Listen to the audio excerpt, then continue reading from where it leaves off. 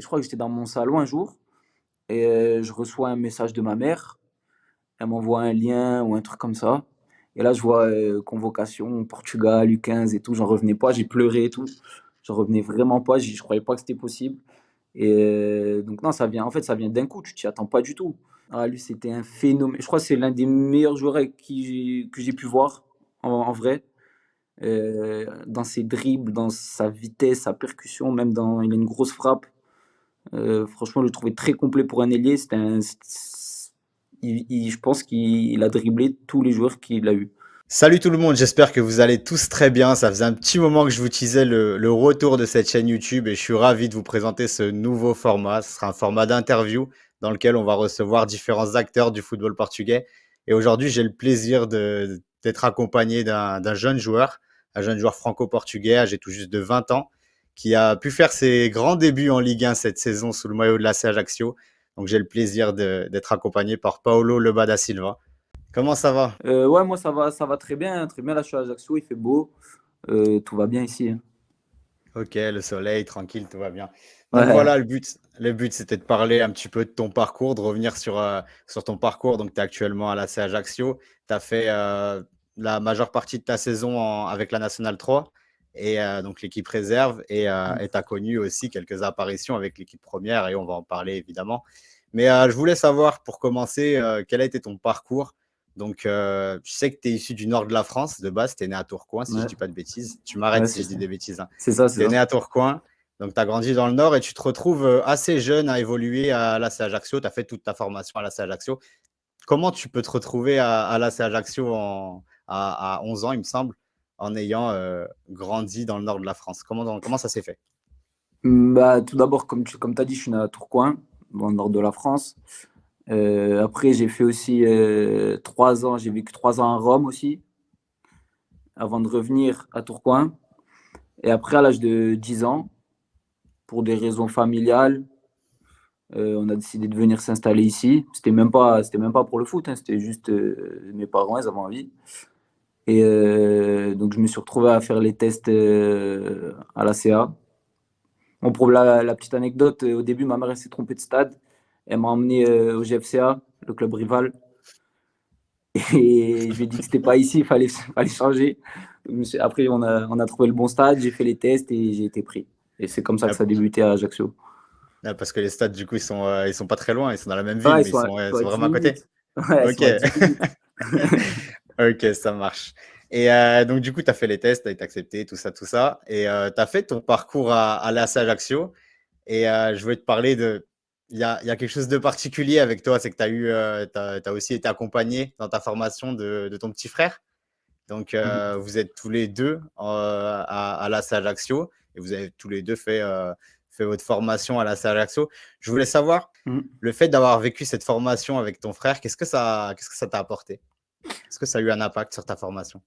Bah, forcément, c'est plus facile d'être deux que seul dans une aventure comme ça, je vais dire.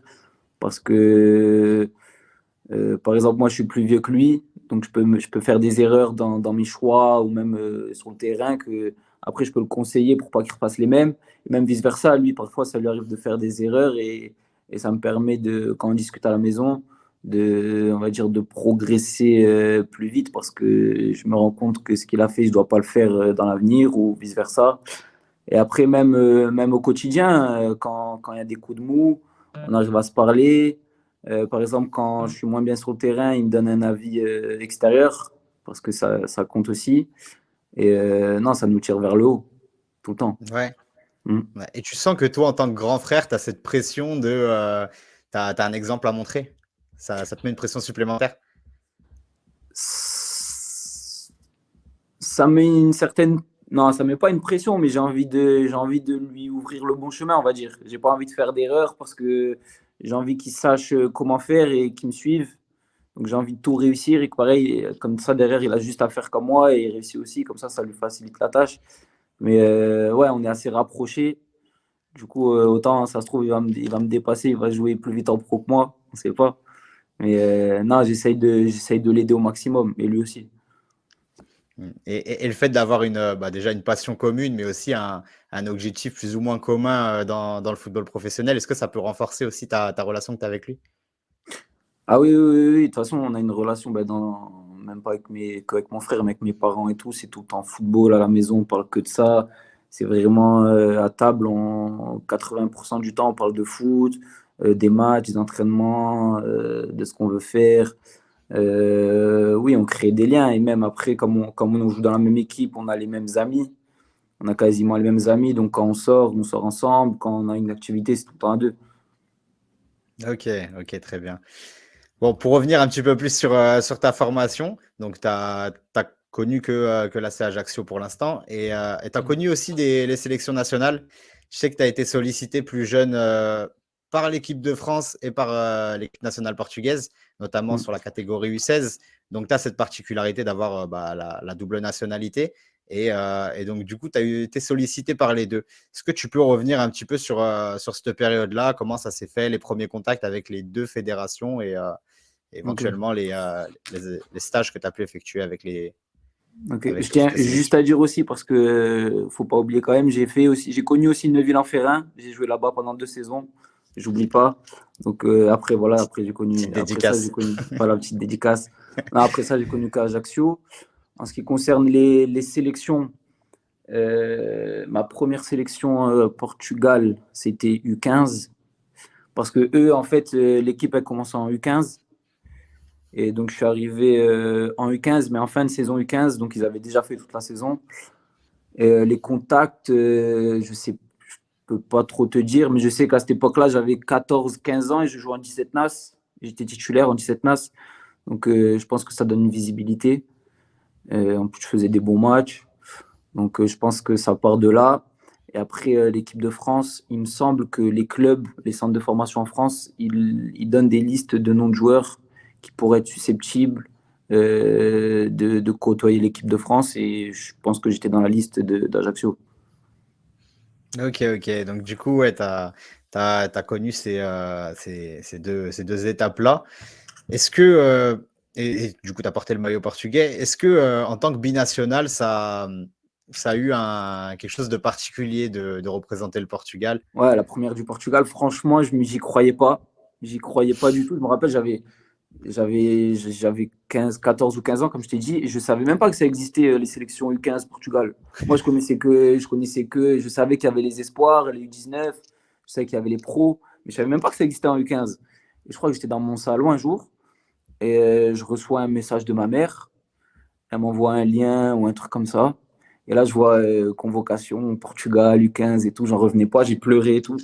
J'en revenais vraiment pas, je croyais pas que c'était possible. Et donc, non, en fait, ça vient d'un coup, tu t'y attends pas du tout. Donc, c'est une énorme fierté. Après, tu appelles ta famille, tu appelles tes amis et tout, et tu vois la fierté de tout le monde. C'est ça le plus beau. Ouais, et le fait que, en plus que ça soit le pays de ta famille, de tes parents, potentiellement, ça Ouais, rajoute un truc encore plus? ouais en fait, c'est ma mère qui est portugaise. Donc, Ok, du côté de ma mère, tout le monde est pour le Portugal à fond. En plus, il y a ouais, quasiment que des footeux. Tout le monde regarde le Portugal pour l'Euro, pour la Coupe du Monde. Tout le monde est pour Benfica. Il y en a pour le Sporting, mais un peu moins.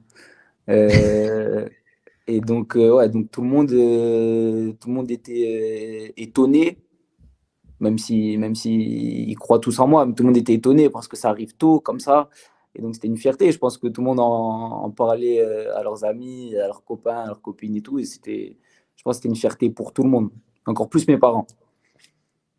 ouais, j'imagine. Et du coup, une fois que tu as rejoint les rangs portugais et que t'as pu découvrir la sélection nationale portugaise, est-ce que tu as eu des difficultés d'adaptation? Est-ce que, tu vois, en tant que binational et en tant que franco-portugais, est-ce que ça a été plus difficile qu'un autre pour intégrer cette sélection? Ou au contraire, est-ce que c'est allé tout seul? Alors la toute première fois que je suis allé, j'avais beaucoup de stress parce qu'à l'époque, je parlais pas portugais. C'est Ok. justement, c'est depuis les sélections que je me suis mis à fond dans les cours et là, je me débrouille pas mal, mais à l'époque, je parlais pas du tout. Et donc, j'ai eu la chance de partir avec mon frère pour la première fois parce que c'était un rassemblement sur plusieurs générations, il y avait des 2004, 2003 et 2002, je crois. Et donc, j'ai eu la chance de partir avec mon frère. Donc, ça m'a beaucoup aidé. Mais j'étais très stressé. Après, là-bas, il y avait aussi des binationaux qui jouaient en France. Donc, ça m'a un peu facilité la tâche parce que je pouvais communiquer avec eux facilement. Mais non, j'étais très stressé. Je pense qu'au début, sur le terrain, ça s'est ressenti. Et après, au fur et à mesure, tu te lâches. Ouais. Et du coup, ouais, pour parler un peu des coéquipiers que tu as pu fréquenter, il y en a un, j'ai regardé un peu les listes avec qui des joueurs avec qui tu as joué. Il y en a un qui sort peut-être un petit peu du lot, qui a fait la dernière Coupe du Monde. Euh, je- Potentiellement l'un des jeunes défenseurs centraux les plus prometteurs du monde actuellement. Je parle évidemment d'Antonio Silva. Est-ce que tu as des souvenirs de tes stages avec lui, déjà du joueur qu'il était et aussi éventuellement du jeune homme qu'il était à cette époque-là? Oui, je me souviens très bien de lui. C'est toujours ça a toujours été le même. Je me rappelle qu'à l'époque, quand on faisait lors des stages et tout, c'est un mec discret, qui parle pas beaucoup. Sur le terrain, c'est pas un mec qui va te faire des trucs de fou. Il est toujours dans la simplicité, mais il réussit tout. Il est grand, en plus il est costaud. Je pense que en plus au Portugal, des défenseurs comme ça, il y en a pas tous les coins de rue. Donc non, il a une grosse maturité aussi. Il était en U15, U16, tu as l'impression qu'il avait 19 ans. Donc je suis pas étonné qu'il perce. Et déjà à l'époque, tu ressentais cette sérénité, que ça soit dans son jeu ou même dans la confiance qu'il peut dégager, c'est ça? Ouais, c'est ça. En fait, je pense que c'est sa plus grosse qualité. C'était déjà sa plus grosse qualité, c'est qu'il il panique jamais. En fait, il est confiant. Il connaît ses qualités. Il sait ce qu'il peut faire. Il sait ce qu'il ne peut pas faire et il arrive à bien jouer avec ça, sans, sans calculer. Ok, ok. Et au-delà d'Antonio Silva, du coup, qui est peut-être de cette génération, celui qui a pour le moment Mm. le mieux réussi. Est-ce qu'il y a d'autres joueurs qui t'ont impressionné à l'époque et tu as des souvenirs avec ces joueurs-là Alors, à l'époque, moi, qui m'a le plus impressionné au Portugal, Ouais, je vais te laisser, je vais te dire des trucs et tu dois deviner. C'est vas-y. un ailier, il mettait le bouillon à tout le monde à l'entraînement. C'était un ailier du Sporting. Ouais, ça y est, je l'ai. Tu l'as Joelson? direct. Ouais, c'est Joelson? lui. Ouais. Ouais. Lui, oh Joelson là là. Fernandez, du coup, phénomène? Ah, lui, c'était un phénomène. Je crois que c'est l'un des meilleurs joueurs que j'ai pu voir en vrai. Ah ouais? Dans ses dribbles, dans sa vitesse, sa percussion, il a une grosse frappe. Franchement, je le trouvais très complet pour un ailier. Je pense qu'il a dribblé tous les joueurs qu'il a connus, je pense. Ah Non, ouais, ouais, franchement, lui, c'est celui qui m'avait le plus impressionné là-bas. ouais. Et ouais, du coup, c'est vrai qu'il connaît pas forcément la progression qu'on aurait pu attendre de lui pour l'instant. Après, ça reste un très jeune joueur et Mm. il a encore l'avenir devant lui. Mais c'est vrai que ouais, à l'époque, les souvenirs que j'en ai, peut-être un peu plus vieux que quand toi tu l'as fréquenté. Mais ouais, c'est un joueur extrêmement explosif qui est Ouais, capable de te laisser sur place. En plus, toi, tu es un joueur quand même assez défensif. Tu as un milieu de terrain complet, mais tu es un joueur plutôt porté sur le défensif. ouais, C'est un c'est des ça. joueurs les plus durs à gérer en contre 1. Ben, je me rappelle d'un stage parce qu'au Portugal, des fois, ils me mettaient latéral droit, des fois 6, des fois latéral Ok, droit. d'accord. Et je me rappelle d'un stage, j'avais été que latéral droit et lui, il est gauche. Bon Et courage. c'était trop dur. C'était trop dur. C'était trop dur. Je faisais tout, hein, mais c'était trop dur. De temps en temps, quand je récupérais le ballon, j'étais trop content. Mais tu peux pas. Tu es obligé de te faire dribbler au moins une ou deux fois dans l'entraînement. C'est obligé. C'est impossible. Ouais, ok, ouais, C'est sur trop. un contrôle, une prise Ouais, de sur balle, une feinte, sur un truc. Tu vois, ça va même trop s'il va vite. pas te faire tomber, même s'il va pas te faire tomber ou s'il va pas te mettre un petit pont, il va passer, il va frapper, il va marquer. Tu vois, ça va trop vite. Ouais. Il y avait un autre joueur aussi que j'ai noté dans la liste, c'est Diego Moreira. Il me semble Ouais, que tu l'as ouais, fréquenté aussi. ouais, ouais, ouais. Et donc, il a fait depuis, donc à l'époque, il était au Standard de Liège. Donc, pour recontextualiser, c'est un Belge qui est d'origine portugaise, qui aujourd'hui joue au Benfica. Il a fait ses débuts avec l'équipe principale du Benfica. C'est un joueur aussi que tu as côtoyé. Est-ce que tu as des souvenirs de lui? Pareil, ailier Ah ouais, virevoltant, très technique aussi. Ouais, c'est ça. Ouais, j'ai des souvenirs de lui, mais lui, il a 1 an de moins que moi. Donc, au début, il Ouais. était pas là. Et je crois, vers mes derniers stages, il commençait à arriver. Donc, il était surclassé. Il commençait à arriver avec nous. Et lui, c'est pareil. Hein, techniquement, c'est très, très fort. Un peu foufou. Il ose. Il a pas peur. Il ose. Et c'est sa qualité. Là, je crois il joue souvent là.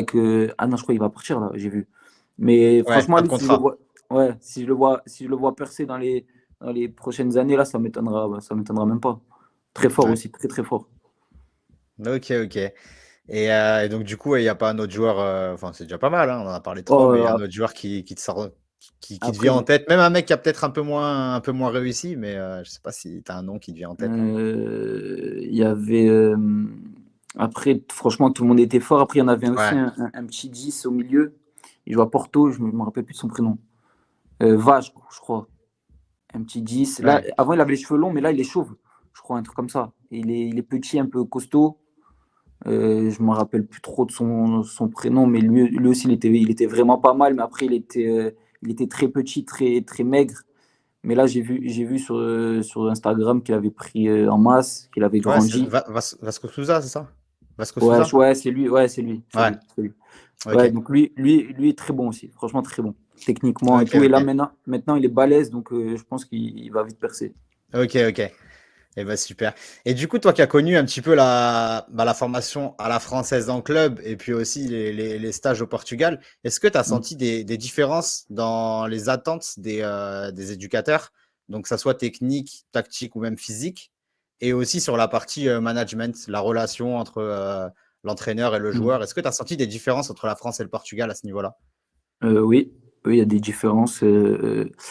Notamment, par exemple, au Portugal, on m'a pas trop parlé et j'ai pas trop vu de joueurs euh, très très physiques. C'est beaucoup de technique. Alors qu'en France, il y a certains joueurs qui techniquement sont pas trop à l'aise, mais qui compensent avec leur physique. Au Portugal, je pense qu'un joueur comme ça, il passe moins qu'en France. Au Portugal, c'est vraiment technique, donc forcément, il y a moins de grands gabarits. Mais en termes de football pur, en termes de jeu, il y a beaucoup plus de passes. Les passes, elles sont plus claquées, elles sont plus précises. Les entraînements, ça tourne autour de ça. Alors qu'en France, on a une formation qui est technique aussi, parce qu'il y a des très, très, très bons joueurs techniques en France. Mais il y a un peu plus de physique, je vais dire, qu'au Portugal. La tactique, au Portugal aussi, il y a beaucoup, beaucoup de tactique. Beaucoup de tactique avec le ballon, sans ballon, il y a beaucoup de mouvements. En France, c'est plus une tactique défensive, alors qu'au Portugal, je pense que c'est plus une tactique offensive. D'accord. C'est les comparaisons que j'ai pu faire. Après, en jeune en France, j'ai l'impression qu'ils sont un peu. J'ai connu un stage U16 et c'était un stage en décembre, mais j'ai l'impression que c'était plus en mode les coachs, ils étaient là pour voir ce que les joueurs valaient, que quand j'allais en sélection au Portugal, j'ai l'impression que c'était plus une équipe, un groupe, presque un club, et qu'ils étaient là pour aller tous ensemble et gagner des matchs, gagner des trophées et tout. En France, je pense que peut-être parce qu'il y a aussi beaucoup plus de joueurs, pendant peut-être 1 ou 2 saisons, ils sont plus là à regarder, à juger les joueurs, et c'est peut-être plus tard que le groupe se crée. Et du coup, ça avait un impact aussi sur le vestiaire, sur le groupe. Il y avait plus le côté famille peut-être au Portugal. Tu ressentais plus ce truc-là? Ah oui, oui, Ce... oui, oui, Ouais, oui, parce que au Portugal, bah déjà, comme il y a moins de joueurs, les joueurs viennent quasiment tous du même club. Il y a Benfica, Porto, Sporting. La majorité, ça vient de là. Alors qu'en France, pas du tout. Si t'as un mec de la même équipe avec toi, c'est déjà très bien. Alors qu'au Portugal, ils peuvent être 6-7 de la même équipe. Donc ouais. forcément, ça joue aussi dans le vestiaire. Mais voilà, voilà. Ok, ok. Bah, du coup, on va fermer un petit peu cette parenthèse sélection et on va se recentrer un petit peu plus sur la Corse, sur Ajaccio. Tu as fait ta saison principalement en N3. Tu sens que tu as passé un cap cette saison sous les couleurs Ah d'Ajaccio. oui, oui. Oui, oui, bien sûr, j'ai passé un cap. L'année dernière, déjà, j'avais joué toute la saison en réserve. J'avais déjà passé un cap. Là, cette saison, en plus, elle se passe très bien en N3. J'ai fait la reprise avec le groupe pro. Je me suis pas mal entraîné avec les pros. J'ai fait quelques matchs. La N3, on gagne quasiment tous les week-ends. Donc, ça permet de franchir des paliers, d'être en confiance, de jouer, de s'épanouir, de marquer plus de buts. Donc, non, c'est une bonne saison pour moi et je pense que c'est bien pour la suite. Et du coup, oui, t'as pas joué que en N3 cette saison. Évidemment, on va en parler. Tu as fait tes grands débuts en Ligue 1, donc c'était contre Nantes. Mm. Donc, tu rentres à la 30e minute, si je dis pas de bêtises, blessure du Mm. capitaine que tu Mm. remplaces. Et finalement, tu te retrouves à jouer, à faire tes premiers pas en Ligue 1. Qu'est-ce que ça te fait à ce moment-là? Qu'est-ce que tu ressens? Est-ce que c'est un aboutissement? Est-ce que c'est juste une motivation supplémentaire pour continuer à aller de l'avant? Qu'est-ce qui se passe dans ta tête à ce Là, moment-là? Alors, à ce moment-là, j'étais sur le banc. Je savais que le capitaine, c'était Marquette. Je savais qu'il avait une petite douleur, je sais plus où. Je savais qu'il avait une petite douleur, que c'était pas sûr qu'il finisse le match. Donc, je savais que je pouvais rentrer. Après, aussi vite, je pensais pas du tout. Donc, je crois à la 28e minute, il se blesse. Moi, je suis sur le banc. Le coach, il me dit de me lever. Donc, moi, je me lève tranquille. Je vais pour m'échauffer. Il me dit non, non, non, non, tu rentres direct, là, direct. Donc, je me suis échauffé vite, en 2 minutes, tout ça. Euh, donc, donc, direct, tu rentres dans le bain comme ça. En plus, c'est un gros match de maintien. Parce qu'à l'époque, Nantes, ils gagnaient plus de matchs que maintenant. Là, ils sont dans le dur. Mais à l'époque, ils étaient bien. Je crois qu'ils étaient 12e, un truc comme ça. Nous c'était la période là où fallait qu'on gagne pour se maintenir. Donc je rentre dans ce match-là. C'était mon deuxième match à François Cotier au stade Ajaccio. Mais j'ai l'impression que c'était ma première fois parce que le stade il était quasiment plein. J'avais plein d'amis, j'avais ma famille, j'avais ma copine. Tout le monde était là. Donc j'ai ressenti de la fierté et aussi de la pression, du stress, mais surtout de la fierté. Quand tu es sur le terrain, tu as l'impression que. Quand je suis dans les tribunes, j'ai l'impression que c'est un petit stade, et quand tu es sur le terrain, tu as l'impression que c'est énorme. Tu as l'impression que le terrain il fait 200 mètres, donc ça joue aussi. Après, sur mes premiers ballons, je crois que je perds mes 2 ou 3 premiers ballons. Donc là, je me dis putain, chaud. Je perds les 2 premiers. Après, j'essaie de jouer simple, tu vois. Donc après, je perds plus trop de ballons. Après, c'était un match, on n'avait pas trop le ballon, donc j'ai pas eu la chance de toucher beaucoup de ballons. Voilà, mais j'ai joué, je crois, 60 minutes. J'étais KO. J'ai l'impression que j'ai joué 3 heures. J'étais mort. J'étais mort. On faisait que courir. Ils avaient là l'autre, comment il s'appelle, le joueur de Nantes, là, Moutou Samy. Il Ouais, fait, il Samuel fait que, Moutoussamy, ouais. il fait que courir. Donc c'est trop chiant. Et voilà, mais ça reste un bon souvenir. Je pense que c'est un souvenir qui restera à jamais gravé dans ma mémoire. Ok, et en plus, ouais, c'est vrai que c'était à domicile, donc c'est assez Mm. particulier avec les proches et tout. Donc, est-ce que cette première apparition en Ligue 1, donc tu avais déjà joué quelques apparitions en Ligue 2 et en Coupe de France, si je dis pas de bêtises, Ouais. mais là en Ligue 1, ça fait quelque chose de particulier. Mm. Et est-ce que ça t'a aidé aussi à t'intégrer au groupe? Ça t'a donné un statut peut-être un peu différent dans le groupe d'avoir connu cette première-là? Ben, dans le groupe, ça fait déjà 3 ans que je m'entraîne de temps en temps. Il y a 3 ans, j'ai déjà fait une quinzaine d'entraînements. Il y a 2 ans, un peu plus. Chaque année, un peu plus. Là, cette année, j'avais fait toute la prépa avec eux. Donc, je connaissais tous les joueurs me connaissent tous. J'ai fait quelques entrées aussi, donc ils connaissent tous. Donc, le statut, il y a pas de statut qui change. Après, ouais, tu peux. Là, l'avantage, c'est que dans le vestiaire, tu peux débattre du match avec les collègues. Que quand tu joues pas, tu peux pas. Comme tu Ouais. t'as pas les sensations. Donc là, dans les douches, on a pu parler du match, de mon match, de leur match. Donc ouais, ça m'a fait plaisir. Ouais. Et sinon, là, c'est Ajaccio, c'est l'un des effectifs les plus, entre guillemets, âgés de Ligue 1. Est-ce Mm. que pour toi, un jeune joueur de 20 ans, est-ce que c'est à la fois, j'imagine, une difficulté pour s'imposer dans ce groupe-là et pour se faire une place, aussi peut-être une façon de prendre de l'expérience avec des joueurs un petit peu qui ont un peu plus de vécu que toi? Comment tu ressens ça? Ben, comme dans tout, hein, il y a des bons côtés, il y a Ouais. des mauvais côtés. Le bon côté, c'est que des joueurs comme Koutader, Marquet, Mangani, Il y avait Shazim Lassi aussi. C'est des joueurs qui ont énormément d'expérience. Donc, rien que de les regarder jouer ou quand ils te parlent, tu apprends beaucoup, tu vois, que quand c'est un jeune, il est moins expérimenté. Donc, ça aide beaucoup. Après, bien sûr, comme ils ont cette expérience-là, ils ont déjà prouvé qu'ils avaient le niveau. Donc, pour les bouger, c'est beaucoup plus dur parce qu'ils sont là. Ça fait 10 ans qu'ils jouent en pro, qu'ils font des bonnes saisons. Donc, tu peux pas arriver comme ça en claquant des doigts les sortir.